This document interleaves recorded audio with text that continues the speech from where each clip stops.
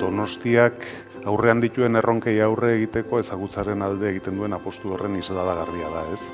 Estamos hablando de conocimiento, de educación, de ciencia. Otasun foroa izango dela, hemendik aurrea erreferentzi puntu bat, ez?